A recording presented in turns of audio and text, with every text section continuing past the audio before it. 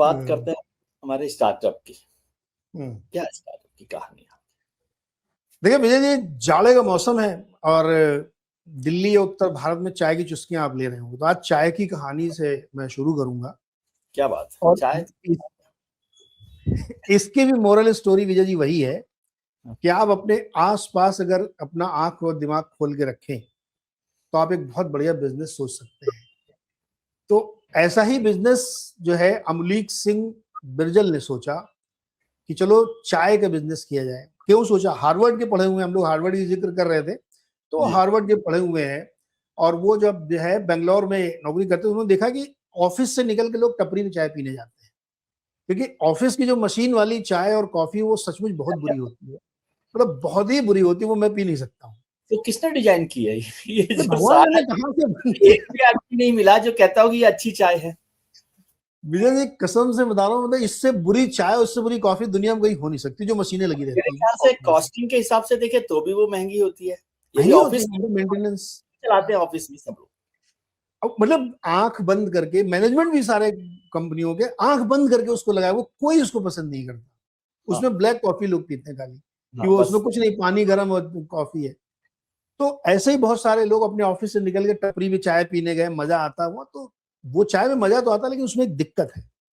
एक तो वहाँ गंदगी बहुत होती है, बहुत होते हैं, हाइजीन नहीं मक्खियां है। भिनभिनाती रहती है, प्लस चाय की स्टैंडर्ड नहीं है कि हर बार आपको सेम टेस्ट मिलेगी। कभी बहुत मीठी बन गई, कभी अदरक इतनी झोंक दी कि गले जल जाए आपका, कभी एकदम फीकी बना दी, तो मानकीकरण नहीं था उसका। तो इन्होंने सोचा कि यार ऐसा कुछ हो सकता है, क्योंकि चाय पीते बहुत लोग हैं, दिन में 2-4 कप तो हर आदमी पीता है, तो ऐसा क्या किया जाए। तो इन्होंने सोचा कि दो चैलेंज है इसमें, एक हाइजीन साफ सुथरा, और दूसरा कि इसका स्टैंडर्ड होना चाहिए कि एक टेस्ट की चाय हमेशा मिलेगी आपको।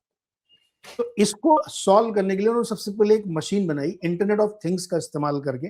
पढ़े लिखे व्यक्ति थे, दुनिया देख रखी थी, तो एक मशीन डिजाइन की जिसमें सब कुछ उस हिसाब से था कि एक ही टेस्ट की चाय बनेगी, कंपोजिशन फिक्स है। और उन्होंने उसको लॉन्च किया और बढ़िया चाय बनी। थोड़ी सी कॉस्ट ऊपर थी, तो इनके दिमाग में आया कि ये जो 10 रुपए की मिलती है, 10 की बजाय 20 की मिलेगी, 30 की भी मिल सकती है, क्योंकि कॉस्ट आ गई इसमें। लेकिन फिर भी उन्होंने लॉन्च किया और इसको चलाया, तो चल तो गया, लेकिन अब ग्रोथ का इशू आ गया कि 20-30 रुपए की चाय कौन पिएगा आपसे।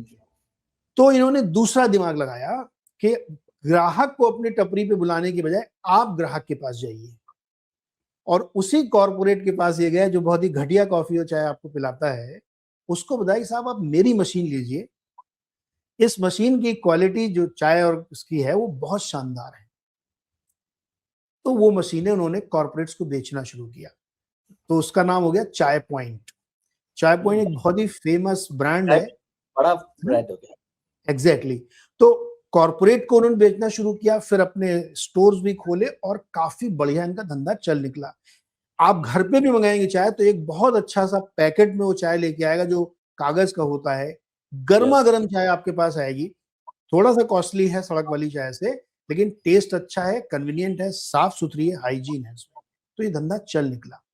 अब रफली इनका करीब करीब 1200-1300 करोड़ का रेवेन्यू है, और इनको जी 1200-1300 करोड़ का रेवेन्यू है। और इनको बड़े बड़े सैफ फंड है, उसने फंडिंग किया, टाटा कंज्यूमर फंड ने फंडिंग किया, और इनको अच्छा खासा फंड मिल गया।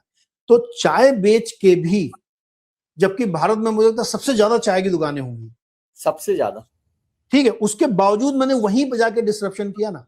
तो मैं बार बार ये कहता हूं कि आप थोड़ा दिमाग से सोचो कि आप क्या नया कर सकते हो उसी धंधे में, और इन्होंने करके दिखा दिया, और हार्वर्ड से पढ़ के आए थे। तो पढ़ाई लिखाई का बहुत इंपॉर्टेंस है, आंख और दिमाग खोल के रखने का बहुत इंपॉर्टेंस है, और थोड़ा अलग सोचने का इंपॉर्टेंस है। और एक तीसरा मोरल ऑफ द स्टोरी विजय ये है कि भारत में मेरा अपना तजुर्बा ये कहता है कि कंज्यूमर, बावजूद इसके 80 करोड़ लोग को राशन मिल रहा है, वो कीमत पे करने के लिए तैयार है अगर आप अच्छी प्रोडक्ट दो। ये मैंने देखा है, आप बढ़िया प्रोडक्ट लेके आई तो आदमी कीमत देता है। तो आप सोचो 20-30 रुपए की चाय आप पी रहे हैं उसके यहाँ से, और 1500 करोड़ का रेवेन्यू अगर वो कर रहे हैं, तो इसका मतलब है कि कोई एक चीज वो देख रहे हैं जो हम लोग नहीं देख पा रहे हैं। तो ये है चाय पॉइंट की स्टोरी, और ऐसी सैकड़ों स्टोरीज, चाय की 10 दर्जनों दुकानें हैं जहां पे इनकी चाय पीने से दिमाग भी खुलता है क्या हमारा? एकदम खुल जाएगा सर। एक मेरे मित्र हैं, वो मजाक में कहते थे कि उन्होंने कुत्ता पाल रखा था, तो रोज सुबह उठ के मार्केट का हम लोग का रजिस्टर बना, जब मैं यूनाई में था तो मैं कमोडिटी का रजिस्टर बनाता था, रोज भाव लिखता था हाथ से, जब तब कंप्यूटर उतना नहीं चलता था, ये 2000 की बात है। तो उनका जो कुत्ता था उसने उनका रजिस्टर चबा डाला पूरा, गुस्से में आके एक दिन। तो उन्होंने कहा अब ये देखा ये बहुत बड़ा मार्केट एक्सपर्ट बनेगा, इसने चबा लिया है पूरा।